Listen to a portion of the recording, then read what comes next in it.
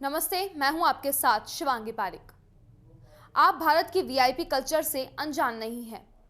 क्या आपके मन में भी ये सवाल है कि कोविड-19 के खिलाफ जैसे ही टीकाकरण शुरू होगा तो ये वीआईपी कल्चर इस अभियान में रोड़ा बन सकता है?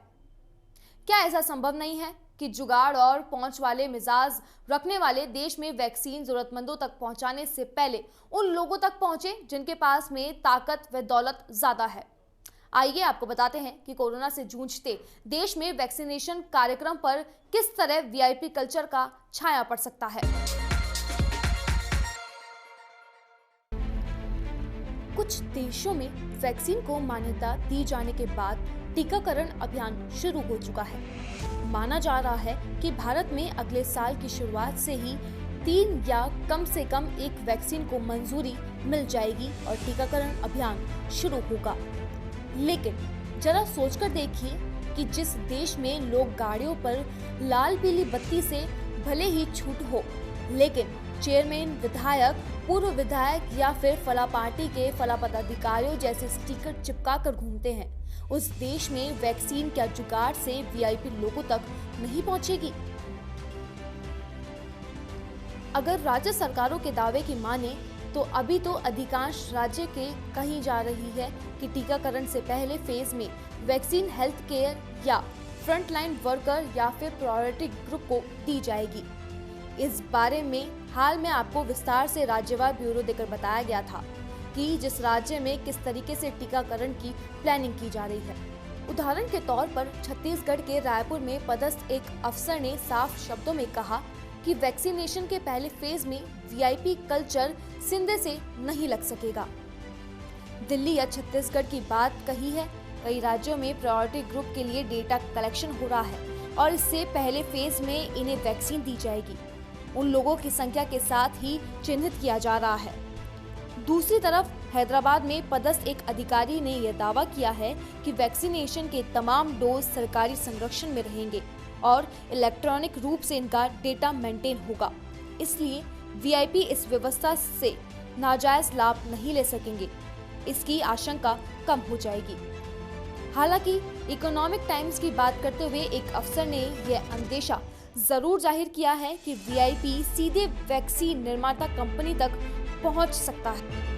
एक तो हैदराबाद के अफसर की बात को नजरअंदाज नहीं किया जा सकता कि वीआईपी सीधे उत्पादन के समय ही वैक्सीन हासिल करने की कवायद कर सकते हैं और किस तरीके से वैक्सीन पर सीधे लग सकते हैं। इसके लिए हाल ही में या फिर कुछ ही पहले हो चुकी घोषणाओं को इस लिहाज से समझने की कोशिश कीजिए।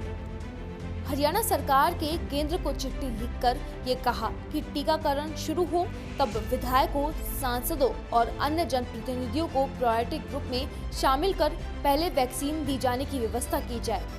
तो इसका मतलब आप साफ समझ सकते हैं कि वीआईपी खुद को प्रायोरिटी लिस्ट में लाने की कवायद कर वैक्सीन तक पहले पहुंच बनाने की कोशिश करेंगे। भारत में सीरम इंस्टीट्यूट वैक्सीन उत्पादन के लिए अहम कंपनी है और माना जा रहा है कि इसकी वैक्सीन को भी मंजूरी मिलना तय है। सीरम कंपनी कुछ महीने पहले कह चुकी है कि पारसी समुदाय के लिए करीब 60,000 वैक्सीन आरक्षित करेगी।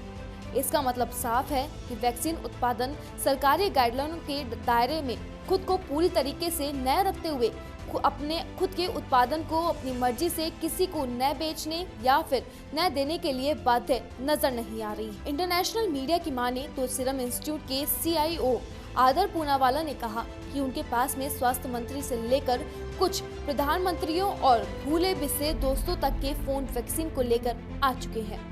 पूनावाला ने ये भी कहा कि अगर कम संख्या हो तो वैक्सीन फैमिली या फिर फ्रेंड्स को देने में कोई गुजर नहीं होगा।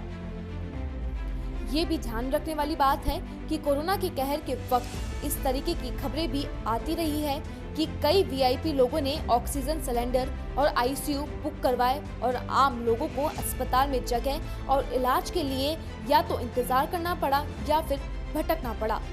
तो भारत में वीआईपी मानसिकता वैक्सीन पाने के लिए किस हद तक जाएगी, इसका अंदाजा लगाया जा सकता है।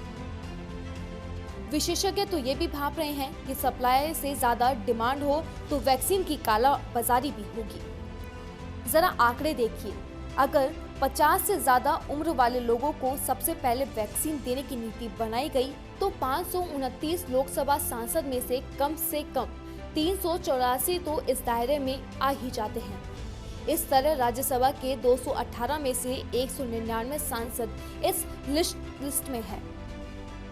यही नहीं, इस दायरे में ब्यूरोक्रेसी के ज्यादातर अफसर भी शामिल हो जाएंगे, जिन्हें आप पहुंच वाला या फिर रसूखदार या फिर वीआईपी मान सकते हैं।